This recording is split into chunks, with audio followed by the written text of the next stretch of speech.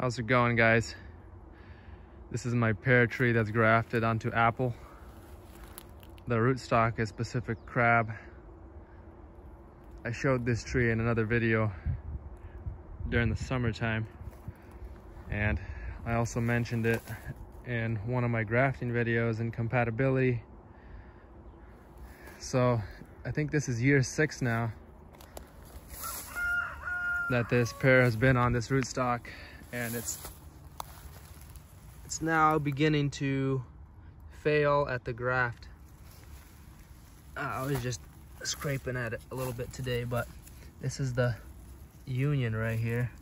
You can see how much it's bulging, but I was scraping at it today, and you can see that that's basically dead right at the top. But just below, see how that's green? So the rootstock is alive, and the graft union is just dying. I was kind of poking at it today. It has scratch marks, but you can see that this has basically failed at the graft. So it's dead here at the graft. If you go higher up, you can see the pear is still alive, technically.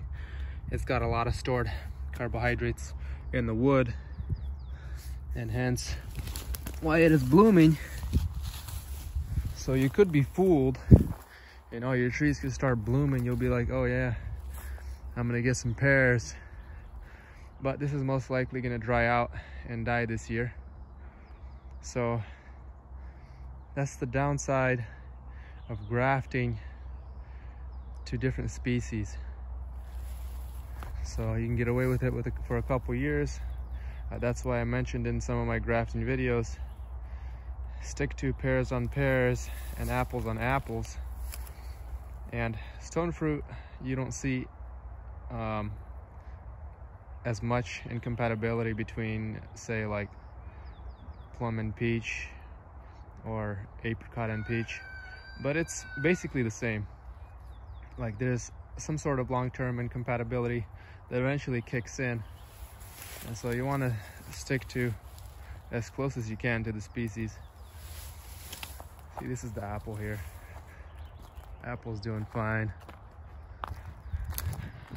I planted a whole bunch of my grafts into big crates like this. I had these crates sitting around from the greenhouse. All the aluminum was stacked in them when I bought it, and so they kind of came with a lid like this, and all the aluminum was kind of stacked inside. So I repurposed the lid and basically used it for the sides in these, and basically crammed a whole bunch of my grafts into here. See, I have Gold Rush, a bunch of Gold Rush, and this is on G214 rootstock. I'm gonna have a whole bunch of black strawberry whips to sell in the fall.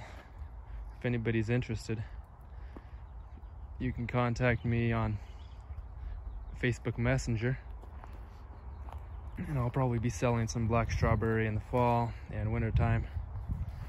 I'm also planting some strawberries in there to kind of act as a ground cover, so I don't have to mulch these boxes.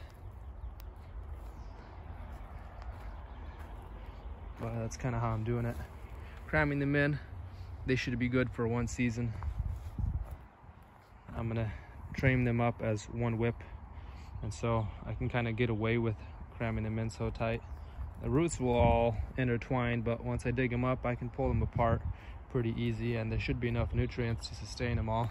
It's just a matter of light issue, if they get enough light. But if I train them up as whips, I think I can get away with packing them in so tight.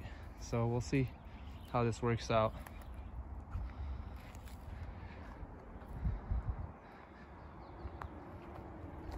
Maybe we could walk into the greenhouse real quick.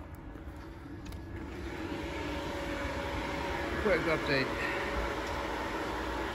We had pretty low temperatures this winter, and A lot of the avocados died back, but they're coming back now.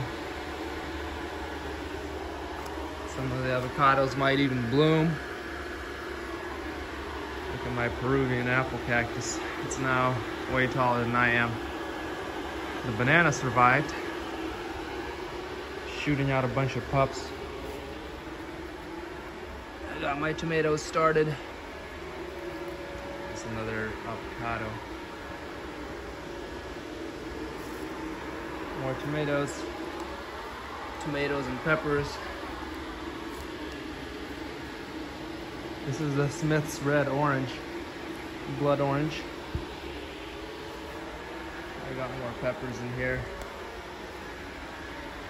Gonna have to plant these blueberries out because they're just blooming in here. They're in pots. Some persimmons. Lemon seedling. Pahoa or pineapple guava.